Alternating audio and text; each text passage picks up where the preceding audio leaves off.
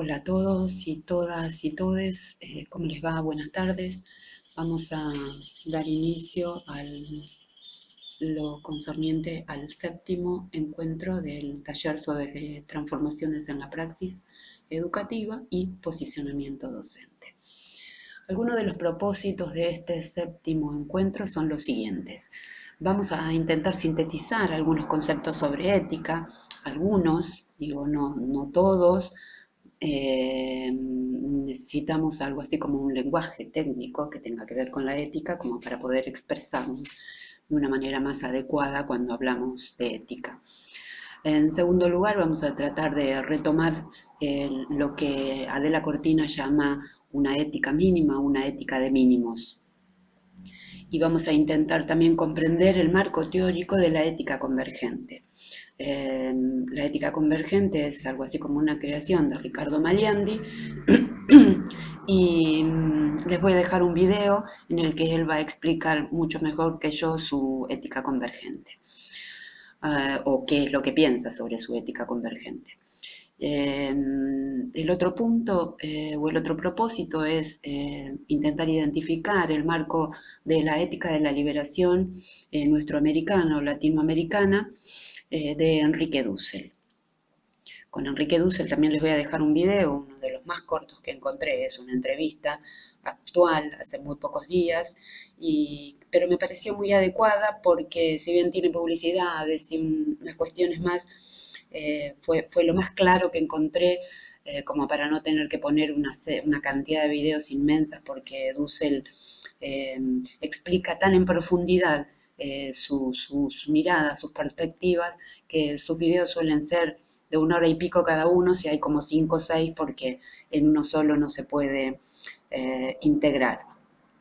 Bien, y el último propósito de hoy es cerrar la unidad temática número 2, es decir, de qué ética hablamos, qué ética. Recuerdan que se trataba de responder esa pregunta, ¿qué ética? Bien, entonces iniciemos con Adela Cortina, que ustedes saben, ya estuvieron viendo un video sobre Cortina, su tarea o su filosofía ética tiene ahí un marco bien eurocéntrico. Adela es española y hay una tradición detrás que tiene que ver con intentar articular la ética con el mundo de los derechos humanos o con el mundo internacional de los derechos humanos. Y en ese sentido uno podría pensar que se trata de una ética de tipo cívica y además en ese hablar sobre la ética en términos cívicos también recorre lo que llama una ética empresarial, ¿sí? No es que las otras éticas no se puedan aplicar a la empresa, pero es como que Cortina se dedica es más, trabaja en términos de asesorar a empresas en cómo comunicar cuestiones que tengan que ver con la ética. Bien, entonces, bien, un poco ustedes la conocen a Adela, ya la vieron en el video, simplemente hacer una síntesis como para apropiarnos de algunos conceptos de Adela y además intentar algo así como una síntesis de la unidad. ¿Recuerdan eso, verdad? Bien, entonces, cuando Adela Cortina habla de ética, dice que es un saber práctico o una razón práctica, es decir, de algún modo tenemos por un lado un saber propio de la praxis, de la práctica, pero además ese saber de algún modo va constituyendo algo así como una razón práctica, es decir, hay ahí por detrás una reflexión, un razonamiento. ¿Para qué? Para intentar orientar el obrar humano, que para De la Cortina ese obrar humano tiene que ser libre y racional. De algún modo, la mirada que tiene Adela Cortina sobre este modo de pensar la razón práctica implica recuperar la tradición kantiana, aunque con una serie de agregados que vamos a ver en breve. Entonces, la razón práctica nos habla de un obrar humano libre y racional, es decir, ¿quién guía mis acciones en torno a la moral? Un obrar libre y racional basado en la construcción de una razón práctica adquirida, si ustedes quieren, podría ser en términos aristotélicos, en el ejercicio cotidiano en comunidad. Entonces, la razón práctica que piensa Adela puede abordarse, o mejor dicho, Adela la aborda desde 4 dimensiones. Son 4 dimensiones que en realidad tendería a pensarse que podrían ser 3 atravesadas por una. Esas 4 dimensiones de las que habla Adela son la moral, la política, el derecho y la religión. ¿Por qué digo que pueden ser 3 dimensiones atravesadas por una? Porque, como ustedes saben, Cortina habla de los vecinos de la moral, con lo cual cuando habla de moral siempre va a estar vinculado su discurso o su práctica discursiva en torno a pensar también o conjuntamente el derecho y la religión, es decir, las normas jurídicas y las normas religiosas, con lo cual va a establecer un nexo entre las normas morales, las normas del derecho y las normas religiosas, básicamente las normas del catolicismo. Van a ser las que va a pensar Adela, por lo menos hasta donde yo conozco su ética. Ahora bien, estas 3 dimensiones, moral, derecho y religión, estos 3 vecinos, están atravesados por la cuestión de la política, ¿sí? Y ahí es donde descubrimos cómo su ética tendería a ser una ética cívica, ¿sí? Esa ética mínima tendería a ser una ética cívica, porque esas 3 esferas, en la moral, el derecho y la religión, están atravesadas por el factor político. Ahora bien, ¿qué valora Cortina? ¿Cuáles son? No estoy pensando en qué valores, sino qué es lo que a ella le parece fundamental, cuál es el fundamento de esa ética mínima. En principio, la autonomía humana y la necesidad de consenso, y acá encontramos un nuevo elemento en la ética de Adela Cortina. Es decir, hay una serie de conflictos, ¿sí? En términos de la constitución de esa autonomía humana, y en ese sentido, esa conflictividad a la que Adela no quiere llegar, sino que dice que el consenso es primordial, entonces hay que buscar los medios para establecer ese consenso. Bien, ¿consenso entre qué? Consenso entre las normas de las costumbres, es decir, aquello que hace a la moral o a las morales, entre las normas del campo jurídico, el campo del derecho, ¿sí? Esas normas que están escritas en una constitución o en unos códigos jurídicos, y en torno a lo que esas normas que hoy nos orientan desde el ámbito religioso. En el caso de Adela, otra vez, en sentido de la religión católica. Entonces, uno tiende a pensar que lo que está tratando de hacer Adela, es más, ella lo dice en múltiples ocasiones, es pensar que si existe algo tal como un conjunto de normas internacionales que llamamos Derecho Internacional de los Derechos Humanos, esos derechos podrían tratar de ser dialogados o de establecer un diálogo para que no se generen esa pretensión de universalidad que tienen ese campo de los derechos humanos, en contraposición a lo que pueden llegar a ser algunos particularismos, y entonces esa discusión no quede en la nada, sino que trate de consensuarse. Ese consenso, entonces, ¿qué nos va a indicar? Una ética de mínimos, va a decir Adela Cortina. ¿Cuáles son entonces las orientaciones teóricas que va a trabajar Adela Cortina? Por un lado, la ética formal, es decir, esa formalidad kantiana, ¿no? Ahora bien, el problema que tiene la ética kantiana es que es una ética sin contenido concreto, no hay nada material al interior de esa ética formal.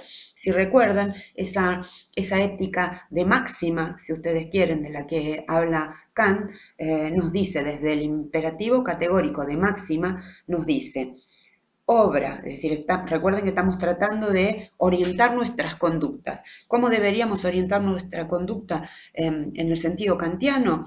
Obrando de tal manera que consideremos que nuestra acción se convierta en ley universal. Ergo, absolutamente ningún contenido, simplemente una formalidad absoluta, una forma, un modelo, una intención, ¿sí?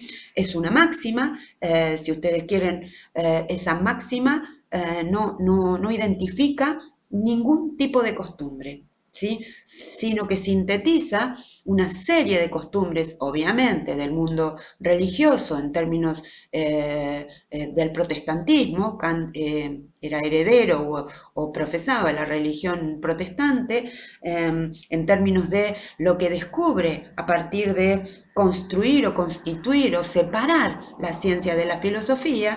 Recuerden que no puede contradecirse, tiene algo así como una crítica de la razón pura que tiene que ver con la ciencia y una crítica de la razón práctica que tiene que ver con esta metafísica de las costumbres, ¿no? Estas metafísicas de las moralidades, si ustedes quieren.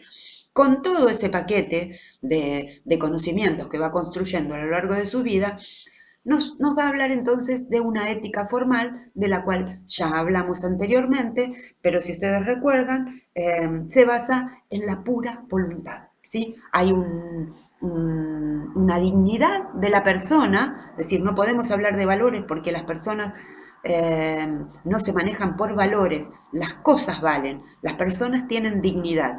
Y en ese sentido, entonces, Kant considera que lo correcto es hablar de una ética formal. Este a priorismo kantiano, es lo que le interesa a Adela. Pero como sabe que es esa ética formal, puede quedar en la nada por no tener ningún valor sobre el cual dialogar, ningún valor, ninguna virtud sobre el cual dialogar, entonces va a decir Cortina, dice, esa ética formal no tiene contenido concreto, con lo cual, ¿qué tenemos que hacer para ponerlo en diálogo? Ponerle contenidos. ¿Qué contenidos? Valores y virtudes. Y dialogar en torno a esos valores y virtudes, pero sin perder esa formalidad, ¿sí? Formalidad en términos de trascendentalidad o a priorismo, ¿no? Hay ahí algo que orienta mi conducta desde antes. Sé cuáles son las normas que orientan mi conducta, ¿sí? Pero como esas normas que orientan mi conducta no son en líneas generales universales, lo que necesitamos es dialogar en torno a ponerle contenido a esa formalidad. Vamos a llenar la jarra, esa formalidad, recuerden esa metáfora, de contenidos. La vamos a llenar de agua, de vino, de cerveza, de gaseosa, de lo que ustedes quieran. Y entonces esos contenidos van a ser los valores o las virtudes que van a circular en torno a un diálogo, ¿sí? Un diálogo pensado desde el campo de la ética dialógica de Appel y Habermas, ¿sí? Dos alemanes duros que de algún modo recuperan la ética kantiana, pero apuestan a que esa ética kantiana pueda llegar a tener algún tipo de contenidos. Con lo cual Adela en ese sentido no inventa nada, simplemente inventa esto de pensar en una ética de mínimos, ¿sí? A partir de plantarse en ese fundamento que es la autonomía humana y la necesidad de consenso. Bien, entonces, por un lado, la ética formal kantiana, ¿sí? Que precisa de contenidos. Por el otro lado, retoma una frase de Aristóteles que dice, y acá tienen la resolución a nuestro problema sobre el ser feliz y el ser bueno. Vivir bien, dice Aristóteles, vivir bien y obrar bien es lo mismo que ser feliz. Ergo, quien bien vive, ¿sí?, es feliz. ¿Por qué? Porque cumple con las normas previstas, ¿sí? Y entonces la felicidad no necesita más que ese obrar bien. Obrar bien entonces es vivir bien. Y el obrar bien y el vivir bien nos hacen seres felices, ¿sí? Esta es la ética básica, si se quiere, la ética aristotélica con la cual también hemos dialogado y que es de algún modo una ética del ejercicio, ¿no? Hay ahí un estar, un obrar, un aprender en la praxis misma, en comunidad, y de ese modo uno se va apropiando de una serie de virtudes. En el caso de Aristóteles van a ser virtudes, se va apropiando de una serie de virtudes que son las virtudes del obrar bien y del vivir bien. Y en ese sentido, toda la comunidad de la polis ateniense, esa comunidad de hombres libres, blancos y con patrimonio, va a obrar siempre bien y en ese sentido siempre va a ser feliz, sin alcanzar esa virtud máxima de la virtud intelectual, ¿verdad? Pero bien, tenemos ética formal por un lado, ética material, por llamarlo de algún modo, con Aristóteles. Ahora bien, la conciencia del imperativo con ordenación de fines últimos es otro punto importante. ¿Por qué? Porque tiene que ver con que la selección nos habla de una conciencia práctica, es decir, ¿cómo vamos a elegir esos valores o esas virtudes? ¿Cómo los vamos a elegir? A partir de pensar en ese fin último del que hablaba Aristóteles. Hay como una mezcla entre, entonces, una ética finalista y una ética deontológica. Tenemos por un lado el deontologismo kantiano y por otro lado el teleologismo o el finalismo aristotélico. Entonces, la conciencia del imperativo tiene que organizarse u ordenarse desde los fines últimos. De algún modo hay una teleología en esa conciencia práctica, ¿sí? Y además, el fin último tiene que ser comunicable, y acá es el punto que va a tomar de Apple y Habermas, de estos alemanes de los que les hablaba antes, cuyas éticas no vamos a mencionar, pero por lo menos no vamos a trabajar, pero las vamos a tener presentes. Nos hablan de esa comunicabilidad en términos intersubjetivos. Entonces, se trata de un fin preferido, y acá nos vamos acercando también a Maliandi, un fin preferido mediante un proceso de argumentación. Entonces, ¿qué es lo que va a decir Adela Cortina? Para establecer esa ética de mínimos se precisa argumentar. Argumentar, ¿qué implica? Es dialogar en torno a la posibilidad de establecer un consenso en función de la fundamentalidad de la autonomía humana. Es decir, sin perder esa autonomía humana, sin perder ese espacio de libertad que hace a la autonomía humana, establecer un consenso a partir de un diálogo en el que intervengan diversos tipos de argumentaciones. ¿Cuál va a ser la fuente? La fuente que van a analizar o sobre la cual van a discutir la cuestión de la moral, del derecho y la religión, la política internacional de los derechos humanos. Es decir, esas normas son claves para De la Cortina. Hay algo, hay ahí un consenso, dice Adela, el contar con esos documentos internacionales aprobados por más de 190 y pico de naciones, eso implica que ya ha habido un consenso, que está mezclado, que no se cumple, es verdad, pero para eso necesitamos entonces esta cuestión de ponernos a discutir en términos de que no quede nadie por fuera de ese diálogo, es decir, en esa comunidad dialogante, todas las personas deberían poder participar de esa comunidad dialógica, de esa comunidad de diálogo, estableciendo sus argumentaciones. De algún modo, en algún punto, es una ética idealista, ¿sí? Porque en realidad todos los afectados no nos podemos sentar a dialogar sobre lo injusto de algunas normas. Entonces, lo que se pretende al ser una ética cívica es pensar en que hay un grupo de representantes del Estado, es decir, una comunidad o una sociedad política que es la que va a actuar en nuestro nombre. Es decir, no vamos a poder participar de ese consenso, de ese diálogo, de esa comunidad dialógica. ¿Quiénes van a participar de esa comunidad dialógica? Los representantes de cada uno de los estados.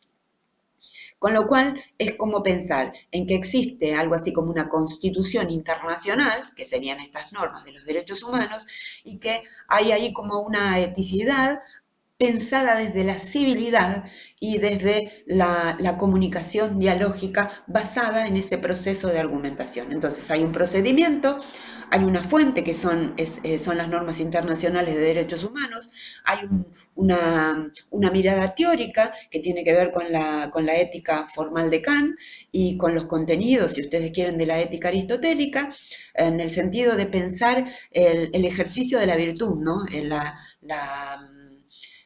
ejercicio de apropiarse de esas virtudes o de esos valores. Hay una conciencia del imperativo, entonces, con ordenación hacia unos fines últimos. Ahí hay una necesidad de elección. Y bien, entonces la síntesis de Adela Cortina es esta necesidad de pensar entonces en la posibilidad de un consenso que establezca una ética de mínimos. Dice Adela, les leo algo de lo que dice Adela. Nuestro tiempo es un tiempo de modestia, es una época light. La reflexión huye de los grandes sistemas y la acción de las grandes empresas. ¿Quién ambiciona ya descubrir la verdad, alcanzar el bien, practicar la justicia? ¿Quién pretende poseer el secreto de la felicidad? Ven como de algún modo en su prosa se van intercalando cada uno de los filósofos que estuvimos trabajando, ¿sí? Y recuperando esta cuestión del derecho internacional de los derechos humanos. De algún modo ahí también está recordando a Kant, porque Kant escribió una conferencia que se llama algo de las naciones, ¿no? Hay algo como una organización de las naciones que fue el marco previo para la construcción de la Organización de las Naciones Unidas, ¿sí? Entonces, la paz perpetua. El texto se llama, ahí me vino el nombre, La paz perpetua. Y ahí Kant habla de la posibilidad de organizar un consenso de naciones, ¿no?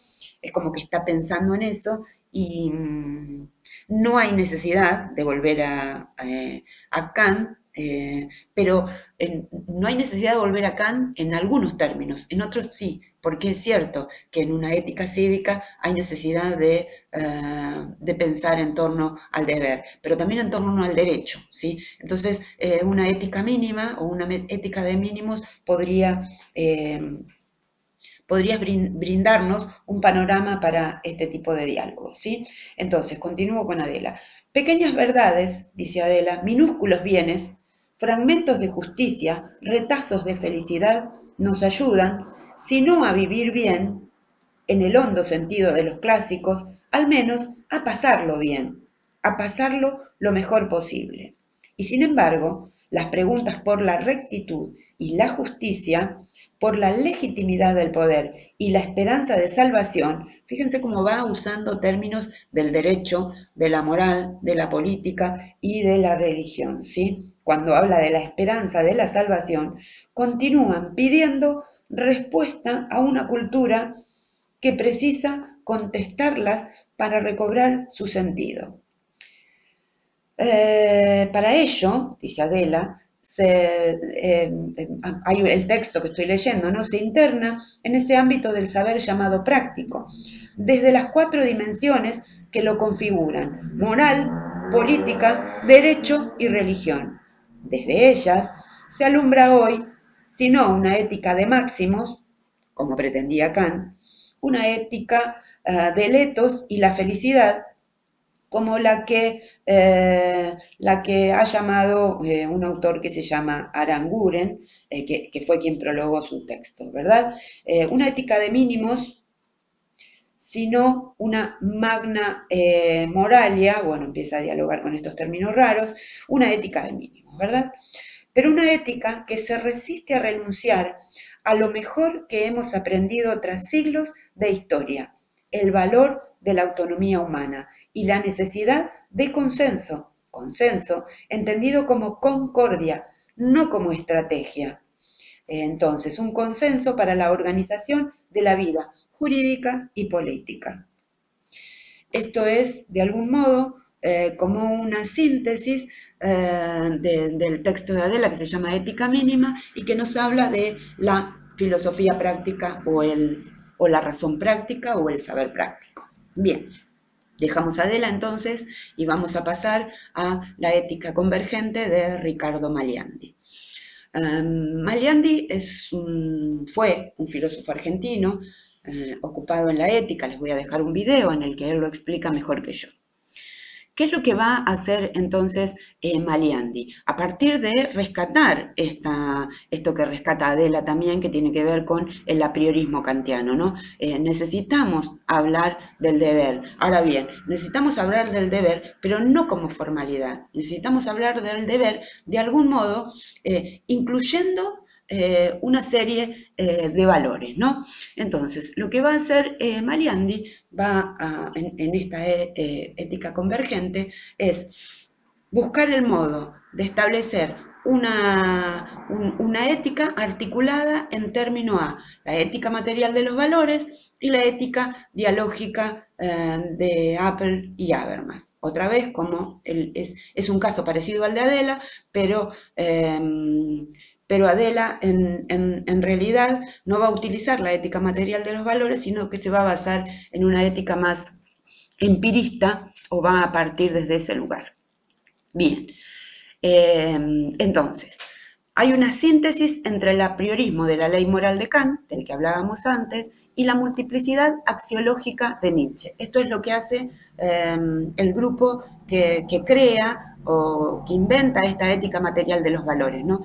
Y ahí, en esa ética material de los valores, de lo que se trata es de establecer una síntesis entre el apriorismo kantiano o la formalidad kantiana y la multiplicidad axiológica de Nietzsche. Había ahí, en esa época, principios del siglo XX, la necesidad de formular una síntesis en torno a que el apriorismo kantiano no permitía resolver y que el perspectivismo de Nietzsche tampoco. Es decir, eran como dos opuestos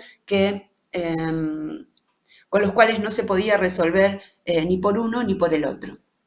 Había que encontrar una síntesis. Lo que hace este grupo que llama a su ética material de los valores, es entonces sintetizar a Kant y a Nietzsche. Por un lado a Kant y por el otro lado a Nietzsche.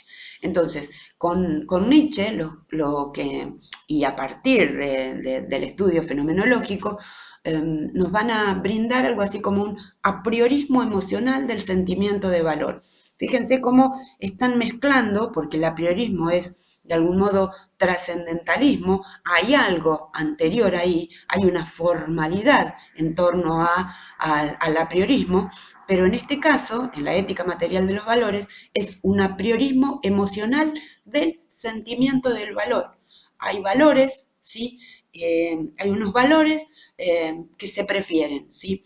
Y entonces, ¿por qué se prefieren? Porque hay un sentimiento detrás de esa preferencia, ¿sí? Entonces hay como una emoción, pero eso también puede llegar a ser a priori. Con lo cual, estos autores nos van a decir que existe algo así como una fundamentación ética a priori, ¿sí? Que de algún modo pretende objetividad, pretende ser objetiva. Entonces Maliandi va a tomar de Hartmann esta antinomia que intenta resolver entre la ley kantiana y la axiológica de Nietzsche. Hay ahí entonces un nudo conflictivo, ¿no? Hay una conflictividad que surge al reflexionar y querer fundamentar los actos morales. Recuerden que estamos dialogando sobre por qué debo hacer tal o cual cosa, ¿sí? ¿Qué debo hacer? Está claro, hay una serie de normas que me rigen y me indican qué debo hacer. Ahora, cuando empiezo a preguntar por qué debo hacer eso, entonces empiezo a recurrir a la necesidad de fundamentar esos actos morales, esa orientación moral que voy a sortear. El apriorismo entonces de la ética material de los valores evita de algún modo el rigorismo y formalismo kantiano, este rigor, este formalismo de que tú debes, ¿no? Tú debes hacer, cuando pregunta ¿qué debo hacer? Debo obrar conforme al deber, obrar conforme al deber es respetar las leyes, las religiosas, las jurídicas y las morales. No hay salida, no hay modo de dialogar en torno a la materialidad de los valores de ese apriorismo kantiano. Y entonces va a tomar el apriorismo, Maliandi, perdón, va a retomar el apriorismo de la ética material de los valores. Y también va a retomar de la ética de Apple el pragmatismo del giro lingüístico y su ética del discurso. A ver, esto daría para una clase extra, pero en principio esto del giro lingüístico es la filosofía a lo largo de su historia ha ido estableciendo una serie de giros en torno a hablar de las virtudes, giros en torno a hablar del ser, giros en torno a hablar de Dios, giros en torno a hablar del sujeto, giros en torno a destruir el sujeto, giros en torno a que en realidad el fundamento último de la filosofía o del ser, el fundamento del ser, el ser de la filosofía es el lenguaje. Entonces, esto que se da en el siglo XX, este giro lingüístico, tiene que ver con todo ese pragmatismo, con toda la pragmática, ¿sí? Lingüística que se elabora en torno a esta fundamentación del problema del lenguaje. Entonces, hay un giro lingüístico en la filosofía, que es el que va a tomar Apple, y que tiene que ver con dialogar en torno a la semántica del lenguaje, ¿verdad? Y a partir de ese diálogo en torno a los signos, a los símbolos del lenguaje y al término de mandato que tienen muchas veces las palabras que utilizamos, va a construir una ética que va a llamar ética del discurso. Ética del discurso en el sentido de que ese giro lingüístico va a promover algo así como una filosofía del discurso en sentido, no en sentido, si ustedes quieren, Foucaultiano, sino en sentido de que es una ética del diálogo, ¿no? Una ética del hablante, ¿sí? Del que emite un discurso. Y por eso se basa en esta cuestión del giro lingüístico, ¿no? Del problema del lenguaje. El problema práctico del lenguaje, ¿no? Porque no es lo mismo, cuando hablamos de lo lingüístico hablamos de símbolos, signos y movimientos del cuerpo, ¿no? Y en ese sentido uno puede estar o riéndose de alguien, o mandándolo a hacer algo, o obligándolo a hacer algo, y ese es el problema pragmático del discurso, ¿no? O del uso de las palabras. El uso práctico de las palabras. Bien, entonces va a tomar de Apple ese pragmatismo del giro lingüístico y su ética del discurso. Va a tomar de Habermas la ética dialógica que va a pensar Habermas, de algún modo superando a Apple, porque va a pensar que ese discurso, que ese problema lingüístico tiene que intentar resolverse o tiene que resolverse forzosamente en una comunidad dialogante. Eso es lo que también toma Cortina entonces de Habermas para pensar en que todos los afectados se pongan a dialogar, ¿no? En torno a la construcción de unos campos éticos. Bien. Con lo cual hay ahí una reflexión pragmático-trascendental, reflexionamos a partir de una discusión dialógica, pero a priori trascendental y asociada a la intuición de la ética material de los valores y la conflictividad humana. Este punto es importante en Maliandi, porque él parte de la conflictividad.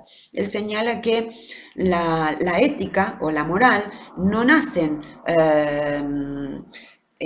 no hubiesen nacido si no fuera por el conflicto. Es el conflicto el que funda la ética y no la ética la que funda el conflicto. Ahí hay un error. Es decir, a partir del conflicto, entonces, que se funda por una serie de acciones en las que no todas las personas estamos conformes, entonces surge ese conflicto. Y además surge un conflicto por otros motivos que ahí lo vamos a ver en los próximos puntos, ¿sí? Entonces, para Ricardo Mariandi la ética nos habla de una reflexión pragmático-trascendental asociada a la intuición de la ética material de los valores y la conflictividad humana.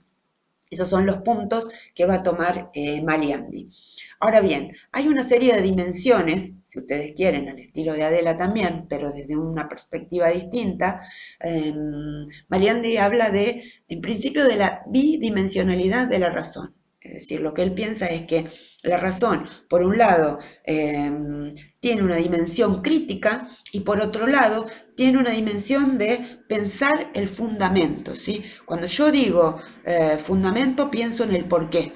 El fundamento es dar razones. ¿Por qué tenemos que dar razones? Porque todo tiene un porqué. Y en ese sentido, desde filosofía, hablamos de la necesidad de establecer un fundamento. Esto no es algo como, wow, el fundamento, ¿no? Desde este punto de vista. Pensar en la bidimensionalidad de la razón es pensar en que si todo tiene un porqué, y ya estamos hablando de crítica, hablando de que todo tiene un porqué, si nos preguntamos si las cosas tienen un porqué, entonces vamos a necesitar buscar razones, ¿sí? Fundamental esos por qué, dependiendo de cuáles elija o de por cuáles o de qué lado me ponga, ¿no? Bien, entonces, primer dimensión de la ética convergente, la bidimensionalidad de la razón. Segunda dimensión de la ética convergente, la competencia comunicativa. Y acá es donde interviene esa ética dialógica o la comunidad dialogante de Habermas, ¿no? Los seres humanos somos seres de competencia comunicativa, ¿sí? Ahora bien, el problema es que hay una razón y además como la razón es crítica, tiene esa dimensión crítica, hay que establecer un diálogo desde esa competencia comunicativa, ¿no? Entonces, la razón, por un lado, y una crítica universal, es decir, son términos que en todos los lenguajes, si ustedes quieren, hay una competencia comunicativa. Bien, entonces, bidimensionalidad de la razón, competencia comunicativa y dos dimensiones más que tienen que ver con la historia y con los sistemas, ¿sí? Una dimensión es la diacrónica, y por eso hablaba del término de la conflictividad, ¿sí? Hay conflictividad entre los valores y en ese sentido hay que establecer una comunidad dialógica para poder alcanzar un consenso en torno a, a lo que queremos para nuestra actualidad. Digo, de algún modo, la diacronía, es decir, eso que va con la historia, nos habla de la tradición. Hay valores que son tradicionales. Ahora bien, los valores cambian, se modifican. Y en ese sentido necesitamos dialogar para saber cuáles valores conservamos o cuáles valores van a permanecer y cuáles queremos abandonar, ¿no? Entonces, hay en el fondo de esta dimensión diacrónica la idea de dialogar sobre la conservación y el cambio. Hay valores que queremos conservar y hay otros valores que necesitamos cambiar. Y esto, obvio, si estamos hablando de la historia y la tradición, vamos a hablar de la necesidad de entablar u organizar un diálogo intergeneracional. Y acá me parece que Mariande es mucho más adecuado que Adela Cortina para organizar esa comunidad dialógica al interior de las instituciones educativas. ¿Por qué? Pienso en un ejemplo clarísimo y corriente. Los chicos que van con la gorrita y la directora no quiere que los chicos vayan con gorrita o quieren que se la saque. Punto uno. Las mujeres con la pollera corta, que la directora no quiere que vayan con la pollera corta o que de algún modo se critica a los chicos que van con la gorrita y a las chicas que van con la pollera corta, ¿sí? Entonces, ese es un problema ese es un conflicto, va a decir Maliandi, un conflicto intergeneracional. ¿Qué tiene de malo ponerse una pollera corta o ponerse un gorrito? ¿No? Entonces, hay ahí en el fondo una necesidad de optar en la institución educativa por la tradición. Esa tradición que quieren conservar de que a la escuela no se va ni con pollera corta ni con gorrita, ¿sí? Ni con visera. Entonces, eso tenemos que organizar una comunidad de diálogo para tratar ese conflicto, ¿no? Para saber qué conservamos y qué cambiamos. Entonces, a lo mejor se me ocurre que uno puede organizar algo que tenga que ver con una serie de valores que estén al interior de la escuela o que quieran ingresar a la escuela y no se los permita, y entonces dialogar en torno a qué se va a conservar y qué se va a cambiar, ¿sí? Este es un diálogo en el que sí se van a sentar los afectados directamente. No hay un marco representativo o puede llegar a verlo desde el punto de vista de los centros de estudiantes. Ahora, mientras voy dialogando se me ocurre, ¿no? Pero de algún modo tiene algo así, una similaridad con la ética convergente con la ética mínima de Adela Cortina. Bien, entonces, bidimensionalidad de la razón, competencia comunicativa, diacronía y la última dimensión que va a establecer Maliandi para pensar su ética es la sincronía, es decir, eso que tiene que ver con los sistemas, cómo se entrecruzan, cómo se entrelazan los sistemas de normas, ¿no? Hay un sistema de normas universal y hay un sistema de normas particular. Ahí hay un conflicto, hay un shock y es donde necesitaríamos organizar esa comunidad dialógica. Digo, menciona alguno, ¿no? El conocerse a sí mismo, porque la ética, como dice Adela Cortina, viene de adentro, el derecho viene de afuera, y en ese sentido, si me conozco a mí mismo, es probable que esté orientándome desde algo que viene de adentro, y no esté pensando en términos del derecho, eso que viene de afuera, y hay una serie de caracteres diferenciales, entonces, ¿no? Hay, sobre los cuales hay que dialogar. Entonces, la ética convergente, de un modo similar al de Adela Cortina, va a tomar o va a intentar recuperar el apriorismo kantiano, pero no desde Kant, como hace Adela Cortina, sino desde la multiplicidad axiológica de la ética material de los valores, es decir, a partir de esa conjunción que establece la corriente denominada ética material de los valores, ¿verdad? Y la va, de algún modo, la ética convergente va a converger, de ahí su nombre, obviamente, con otras éticas, con esa ética dialogante, ¿sí? Y con la reflexión pragmático-trascendental.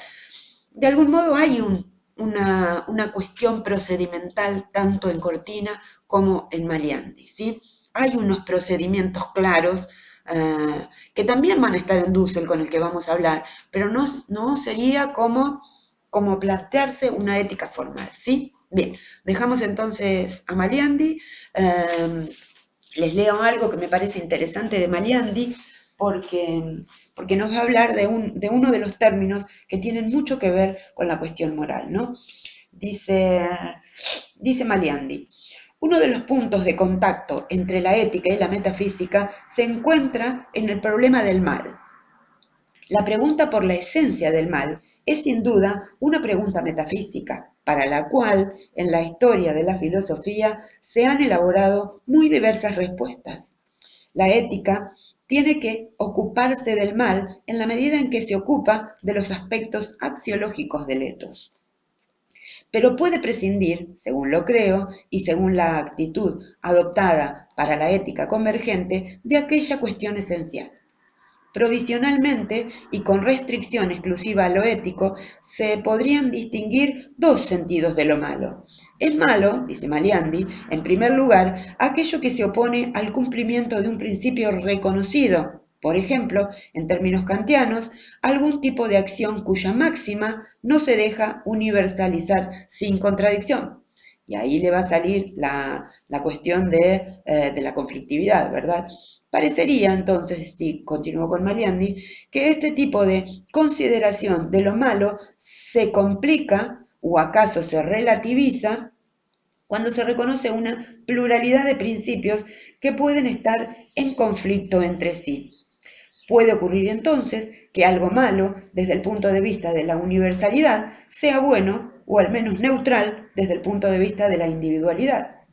Pero hay un segundo sentido posible de lo malo que interesa en particular a la ética convergente y que da cuenta del inconveniente anterior. Malo es lo que contribuye a amplificar los conflictos en lugar de minimizarlos. Es la tendencia a mantener el conflicto en lugar de resolverlo, o la tendencia de producir un conflicto en lugar de evitarlo, o lo que viene siendo lo mismo, a quebrar la armonía en lugar de estimularla. Esto es especialmente válido en el caso de conflictos entre principios. Para la ética convergente, la exigencia ateleológica es más fuerte que la teleológica. Digo, de algún modo, no hay una ética finalista desde el punto de vista de Maliandi. Dicho de otro modo, en los principios reconocidos interesa más su no transgresión que su cumplimiento. Es decir, de lo que se trata es de establecer un diálogo intergeneracional, ¿sí?, para que no se transgredan esas normas que queremos conservar, ¿sí? No hay modo, hay un conflicto entre normas, hay que establecer un diálogo, llegar a un consenso, si se quiere, para no transgredir su cumplimiento, ¿no? Bien, entonces, cuanto más fuerte sea el conflicto, tanto más difícil se tornará la acción moral, es decir, el tipo de acto que logre no transgredir ningún principio. Esto relaciona los dos sentidos de lo malo. Es malo provocar conflicto o dejar que un conflicto crezca, porque el conflicto favorece la posibilidad de que se cometa un acto malo por transgredir ese principio. Digo, se cometen actos malos, a ver, entre comillas, quienes usan una visera o quienes se ponen una pollera corta, ¿sí? Entonces, para evitar esa transgresión, lo mejor es que no estén en conflicto, establecer un diálogo entre todos los afectados para que se pueda alcanzar algún tipo de consenso. Y me parece que esto es fundamental en Maliandi. Sigo leyendo. Se podría preguntar si cosas tales como la traición, el crimen, la persecución de inocentes, la tortura, la injusticia, etcétera, se califican como malas porque se miran desde el lado del paciente y no desde el agente de estos actos.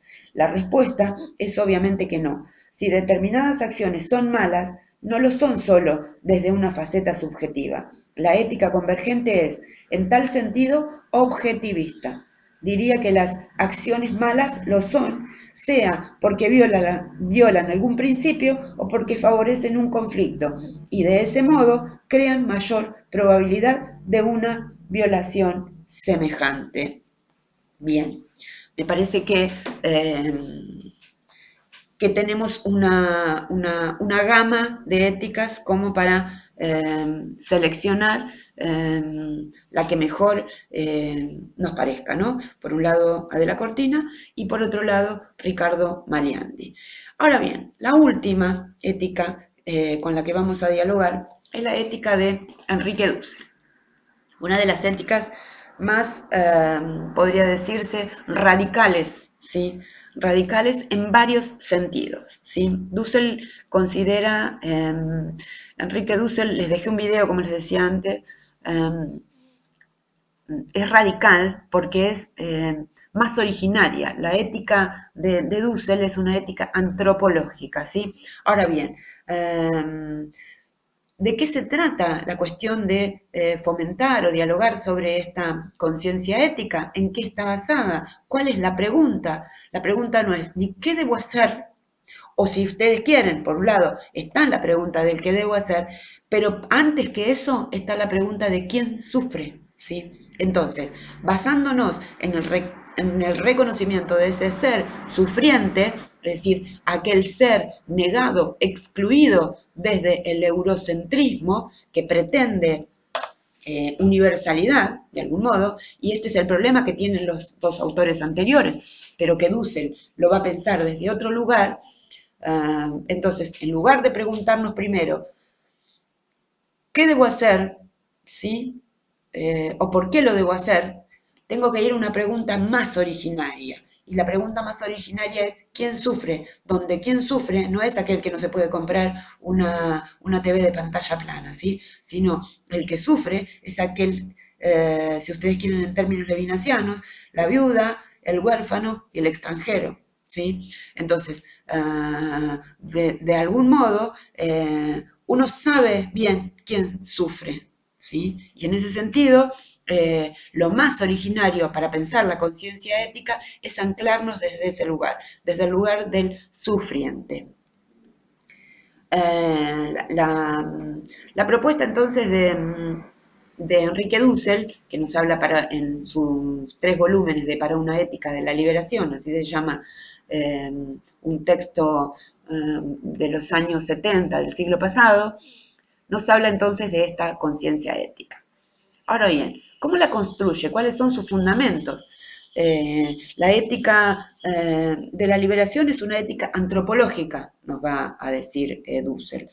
¿Antropológica desde qué punto de vista? Y como tengo que ir a lo más radical, tengo que ir a lo más originario, que es quién sufre, entonces primero vamos a partir de esa comunidad originaria que fueron las primeras formaciones humanas, ¿no? Cuando los seres humanos, o que no se llamaban seres humanos obviamente, pero bueno, los primeros humanos, o los que luego se transformaron en humanos, Dussel se remonta a millones y millones de años para dialogar de el nacimiento de esta necesidad de intersubjetividad entre seres humanos, ¿verdad? Y entonces va a decir que el primer escalón de esa ética antropológica es la erótica. ¿Qué implica este capítulo o este apartado que tiene que ver con la erótica? Implica que hay en la base de la organización comunal de los seres humanos, hay una relación de clan, de familia, de aldea, ¿sí? Y al interior de ello una constitución parental, ¿no? Hay ahí una pareja. Es cierto que Dussel, imagínense que está escribiendo en el siglo pasado, ¿sí? A mediados del siglo pasado, en los años 70 del siglo pasado, entonces habla de la relación, perdón, entre hombre y mujer, porque está partiendo desde lo animal. Entonces está pensando no solamente en el amor, sino en la cuestión de la reproducción biológica, ¿sí? Entonces dice que en ese primer escalón, que es la erótica, hay una necesidad ética que tiene que estar fundada en ese ser que sufre. ¿Quién sufre? El que sufre es el que tiene que ser, o la que sufre es el que tiene que ser atendido. Todo ese diálogo lo entabla desde lo que él llama la erótica. Ahora bien, cuando esa pareja o esa organización primaria, microscópica, parental, empiezan a reproducirse, ¿sí? Empiezan a tener cría, en ese momento necesitamos algo así como un diálogo o la construcción de unos valores propios para educar a esa cría. Y entonces va a plantear Dussel, hay un libro sobre esto, se los voy a pasar, lo tengo digitalizado o lo vamos a ver en otra unidad. Entonces, al necesitar un campo de saberes para educar a esa cría, entonces dice Dussel que van a ser la pedagógica. La pedagógica no tiene nada que ver con la pedagogía, ¿sí? La pedagógica es algo así como un conjunto de saberes prácticos, por eso hablamos de ética, son saberes prácticos que la pareja, ¿sí? O el núcleo familiar va a utilizar para educar a la cría, ¿sí? Entonces, la erótica, la pedagógica cuando nacen los niños, y luego los niños y las niñas crecen, y entonces va a haber una relación política, ¿sí? Entonces, la cuestión de la política van a ser de una síntesis, si ustedes quieren, entre la erótica y la pedagógica. ¿Por qué? Porque la política, de algún modo, nos va a hablar de esa comunicación, esa comunidad de hermanos y hermanas, ¿sí? Estos son entonces tres dimensiones de la ética antropológica de Dussel: la erótica, la pedagógica y la política. Bien, pero les decía antes que la ética de la liberación es una ética radical. ¿En qué sentido es radical? En principio, Dussel va a recuperar la obra levinasiana, es decir, la ética levinasiana, esa ética originaria con la cual estuvimos dialogando hace unas semanas, pero desde un contexto particular. Es decir, a ver, Dussel critica, aunque toma los aportes de Levinas, lo va a criticar en el sentido de que continúa siendo eurocéntrico. Pero claro, tampoco vamos a culpar a Levinas, porque Levinas está hablando desde su situacionalidad, ¿verdad? Entonces, la ética de Levinas es una ética situada y pensada a partir de esos problemas que visualiza en su mundo circundante. Así tal cual lo va a hacer Dussel, visualizando unos problemas que va a haber en su mundo circundante, es decir, en nuestra América, en América Latina. Entonces, va a recuperar la obra de levinasiana, lo va a criticar, no mucho, lo va a criticar solamente, ¿sí? Por no haber visto este tema de la colonización. ¿Qué implica la colonización? Y por eso en Dussel es tan difícil encontrar una síntesis, porque la colonización, ¿sí? O el espíritu de la colonización, se basa en la conquista, ¿sí? En la conquista de América. Y, y entonces esa conquista luego no solamente que nos coloniza en términos culturales, sino que luego también nos coloniza en términos de saber, y de saber político, religioso, económico. Entonces, de algún modo, genera algo así como un tipo de poder saber con el cual domina a nuestra América.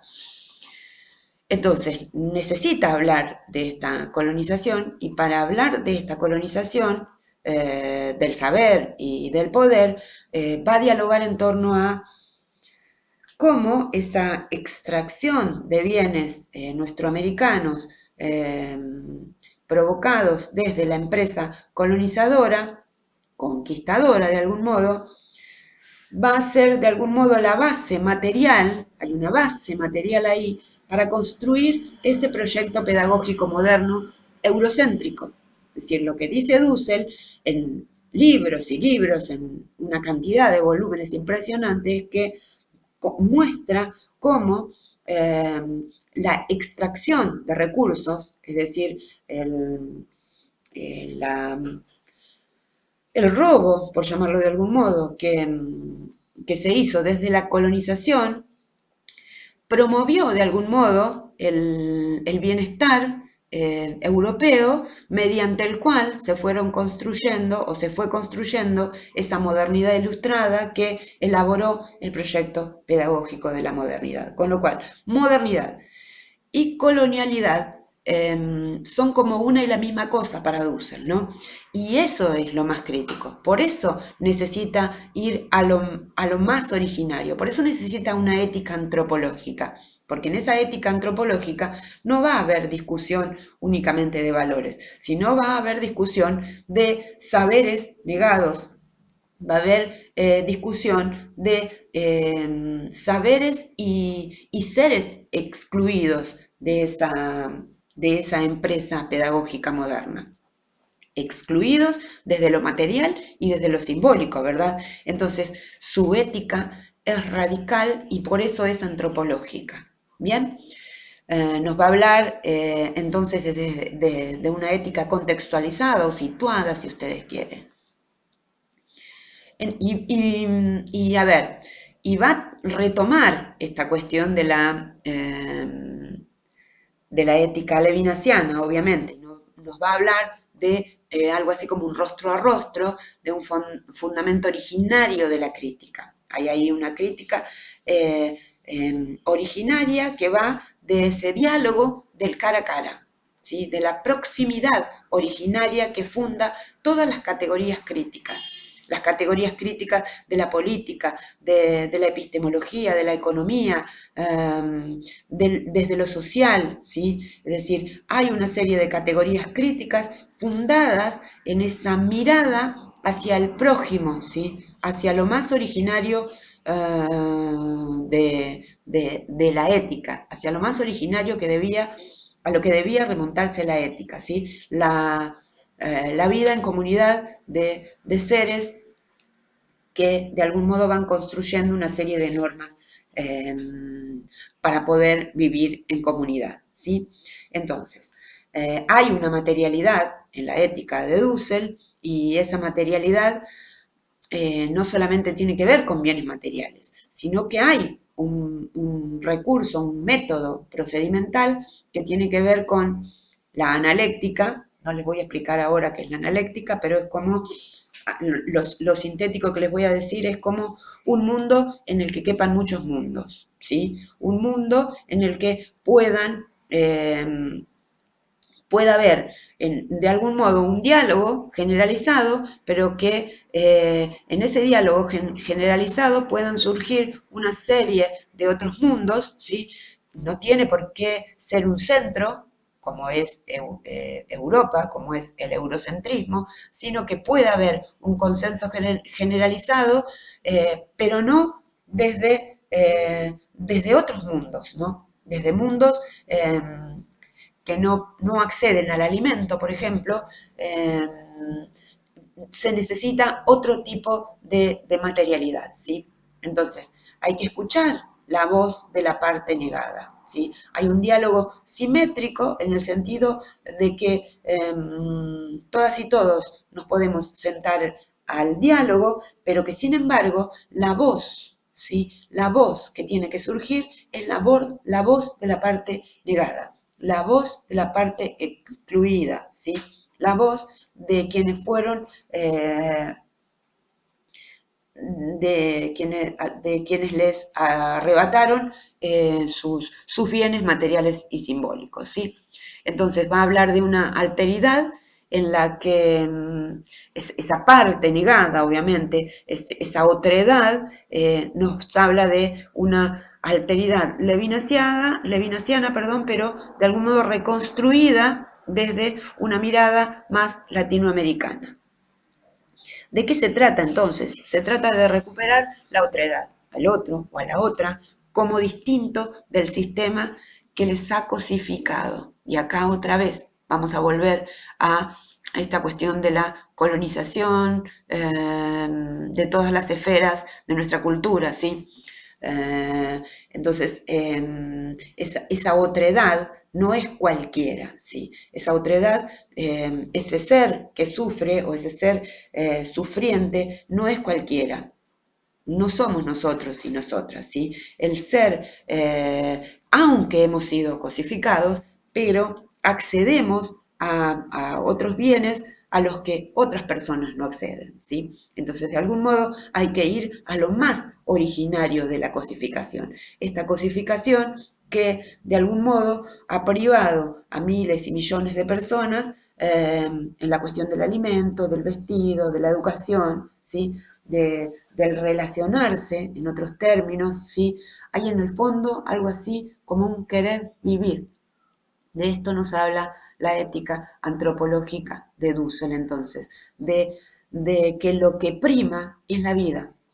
Y si estamos dialogando de que lo que prima es la vida, no podemos pensar en otra cosa que no sea el alimento, el vestido, la educación, la vivienda, los bienes básicos, ¿sí? Bienes básicos para poder vivir, ¿sí? Entonces, la ética de la liberación de Enrique Dussel, a diferencia de las otras dos éticas que acabamos de ver, es una ética de algún modo material. Hay una ética material, ¿sí? Hay un diálogo material, hay un diálogo en torno a una serie, si ustedes quieren, de valores o de derechos adquiridos sobre los cuales hay que dialogar, ¿sí? Pero para pensar la ética, Dussel nos va a dialogar entonces desde una ética antropológica, mucho más originaria, ¿sí? Ya descartado, a ver, lo que hace Dussel en sus volúmenes en los que habla sobre ética es, primero que nada, descartar todo lo que tenga que ver con el deontologismo o el apriorismo kantiano, ¿sí? Hay que destruir esa ética, dice Dussel, porque nos despoja de la posibilidad de pensarnos, ¿sí? De pensarnos como comunidad situada, de pensarnos como comunidad nuestroamericana, ¿sí? Y entonces lo que va a hacer en otros textos, no en este para una ética de la liberación, es tratar de destruir la historia de la ética. Va a hablar de la destrucción de la historia de la ética. Bien, en cambio, para una ética de la liberación, nos habla nos viene a llegar en un tiempo en que la legalidad, recuerden, años 70 del siglo XX, es la inmoralidad promulgada. Digo, ahí ya lo hablamos con términos del terrorismo de Estado y esa cuestión que hablamos hace unas semanas, hay ahí como una inmoralidad promulgada, es decir, que hay como una inmoralidad que se hace norma, ¿no? Y sobre la cual tenemos que discutir. Entonces dice Dussel que su obra no es solo una ética, sino que es también una metafísica y una antropológica. Es una metafísica y una antropológica, pero no del centro, es decir, no de Estados Unidos y Europa Central, ¿no? A ver, también podríamos pensar en Rusia. No es una antropología desde los países centrales, eso es lo que quiere decir, ¿verdad? Sino que es una antropología desde el punto de vista nuestroamericano.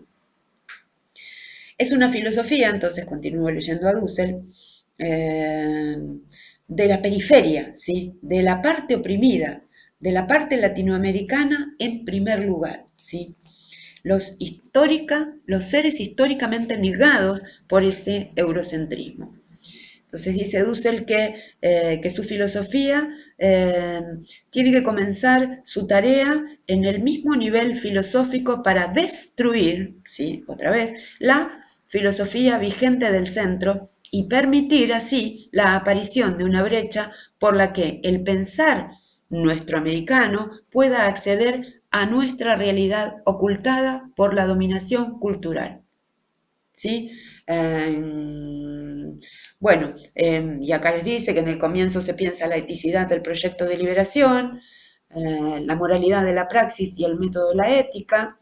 El método de la ética es la analéctica, ¿no? Es esto de escuchar, ponerse en el lugar de discipular para escuchar la voz de la otredad, ¿no? Para escuchar el rostro de la otredad. Entonces, también en este texto, para una ética de la liberación, posteriormente a dialogar sobre el proyecto de liberación, accederíamos al nivel propiamente latinoamericano, y seduce el concreto, para exponer programáticamente la erótica, la pedagógica y la política. Y por último, la teológica, ¿sí? Como les decía antes, su mirada tiene algo de teología. Dussel fue participante de la corriente tercermundista y en ese sentido están atravesados por la cuestión religiosa, ¿no? Es decir, su mirada hacia la exterioridad le viene dada desde ahí. Su mirada en torno a la cuestión de la pobreza le viene dada desde haber participado y visto esa pobreza, ¿no? Entonces, bueno, leerles simplemente algo de lo que dice Dussel para cerrar esto. La ética como crítica, dice Dussel, no es una moral de la ley. Fíjense cómo está discutiendo con Kant, ¿no? Ni de la legalidad, ni del mero deber fundado en el respeto a la ley, ya que estos no son la fuente ni el fundamento del acto como pretensión de bondad ética, es decir, crítica. ¿Sí? Las otras éticas nos hablan desde ese lugar de principio universalizador que ha dejado miles y millones de excluidos y excluidas en el mundo, ¿no? Con lo cual, a diferencia de las dos éticas que vimos anteriormente, Dussel va a decir que no es una moral de la ley, ni tampoco una legalidad, ni un mero deber fundado en el respeto a la ley. Contrariamente a Kant, entonces, va a decir, continúo con Dussel, no es el deber formalista por respeto a la ley. La ética tiene un contenido, ¿sí? Tiene materia que se encuentra antes y debajo de la ley y el deber, ¿sí? Ah, bien, entonces, hablando un poco sobre la cuestión de la ética, dice, después que habla de cómo es esto de la ética originaria, dice, por todo ello podemos describir el principio formal crítico, fíjense que también habla de una formalidad, también habla de una crítica, pero situado en nuestra América. Entonces dice, por todo ello, podemos describir el principio formal crítico en su momento negativo de la siguiente manera. ¿Por qué habla de un momento negativo? Porque primero tiene que ir de construir. Primero deconstruimos y de algún modo encontramos una crítica con un momento negativo, pero posteriormente suponemos que esa negatividad se va a convertir en positividad, ¿sí? Una vez que hayamos logrado ese diálogo generalizado.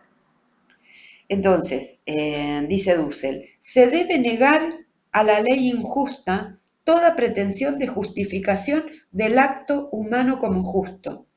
Dicha injusticia puede probarse por no haber permitido al afectado oprimido una participación simétrica o por el mismo contenido material de lo decidido contrario al primer principio material. ¿Sí? Entonces, la negación de la legitimidad de la ley no se opone a una pretensión de bondad crítica, sino que, por el contrario, es una condición necesaria sin la cual no se podrá construir un sistema más justo.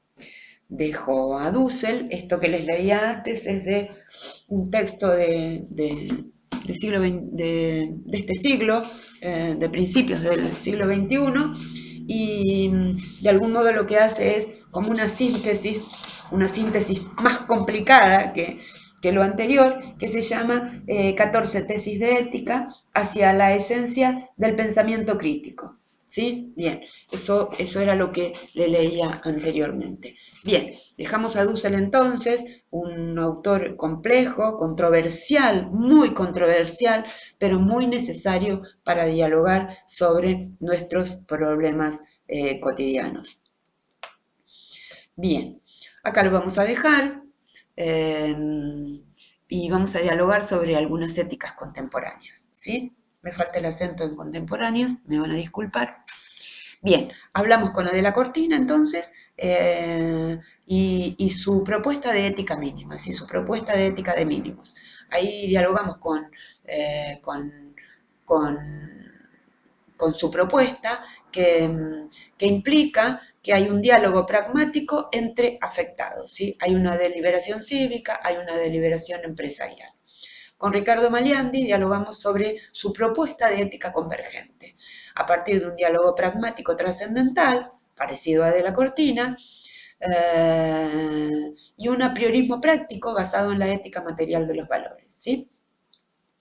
Es decir, de algún modo es como que también la ética de Maliandi podría ser una ética cívica, pero parece que es más bien una ética, una propuesta ética para tratar de resolver conflictos al interior de las instituciones, como les decía antes, ¿no? Y la ética de Dussel es fundamental, porque es una ética de la liberación latinoamericana, ¿sí? Hay ahí una radicalidad crítica sobre los valores, hay una necesidad de construir otros valores y hay una proximidad de negados. ¿sí? Y negadas, por supuesto, ¿no? Cuando hablo de proximidad de negados, digo proximidad de pueblos negados, ¿no? Hay infinidad de pueblos negados. La proximidad nos habla de lo próximo, ¿sí? Del prójimo, si